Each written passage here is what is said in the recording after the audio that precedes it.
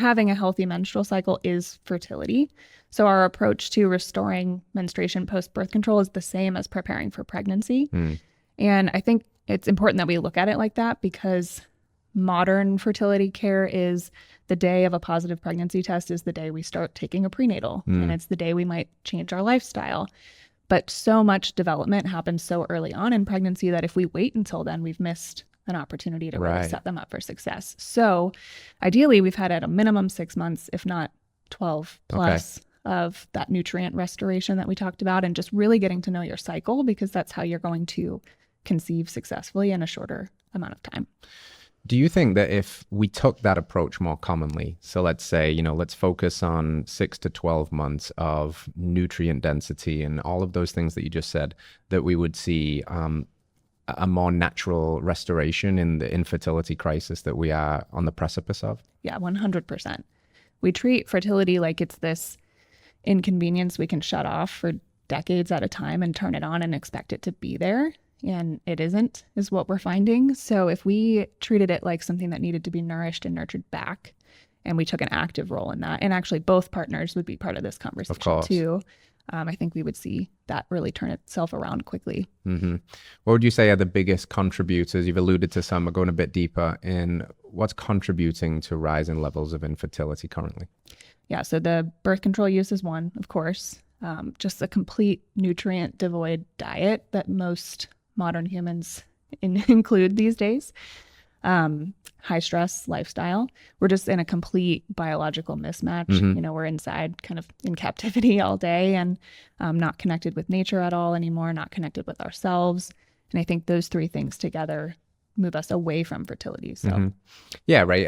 I really feel that a body that's really balanced and grounded and feels like it's in abundance is going to have a much easier time conceiving than one that feels like it's locked in scarcity, right? No nutrition, artificial lights, EMF, stress, jobs that we've got to do, things that we have to do. But I think there's probably a way that we've got to really start to prioritize these if possible, if we are to get pregnant. How was that journey for you? Did you have to overcome many of these things? Was it a consequence of being easier for you because you'd done years of rehabilitation at this point? Yeah. So, I mean, I definitely went through all of that stuff. It was just like 9 to 10 years prior. And that's an important thing to share too, because we were able to conceive very quickly, when we wanted to, which I think is how it's designed.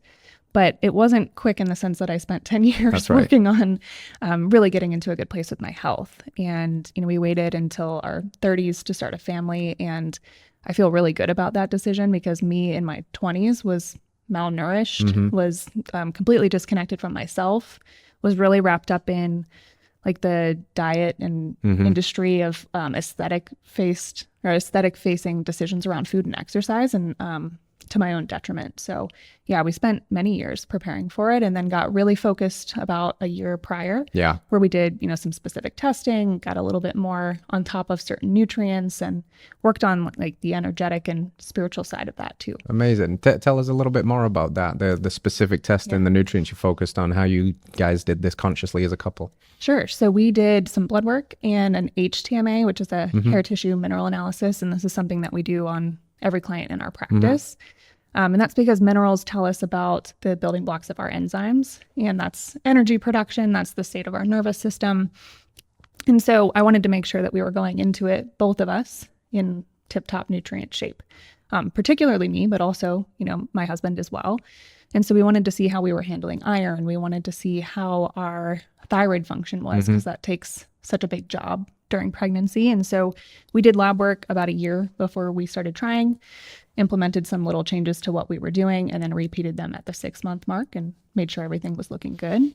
On that front, really quickly, did anything surprise you? Because you're so clued up about all of this stuff, but sometimes I think without testing, some things can slip under the hood. Was there anything surprising on either yours or your partner's end? On my end, I always end up getting like personally called out by my HTMA testing, because it tells you about the state of your nervous system over the last 3 months. And it's something that I work on a lot. I know you and I talked about this a lot the last time I was here with running a business and trying to keep hormones and fertility in mind. And so there were definite signs of like kind of teetering toward burnout again. And I was like, damn, I've been working hard on this. Sucked in again. Yeah. So that was the biggest thing for me. For my husband, there were he had some kind of unusual results. He had really low copper in the hair, which has implications in fertility and just overall health. Copper is such an energy mineral. I mean, we have it in every mitochondria and big for connective tissue and just development. So he worked on that really hard. I worked on minerals and nervous system stuff, and things looked much better. Hello friends, if you enjoyed that clip, then you can watch the entire thing by heading to this link over here, or you can find us wherever you find podcasts by searching Radical Health Radio. If there's value here, please hit that like button, let us know in a comment what your biggest takeaway was, and hit subscribe, support the show as we support you. We'll see you soon.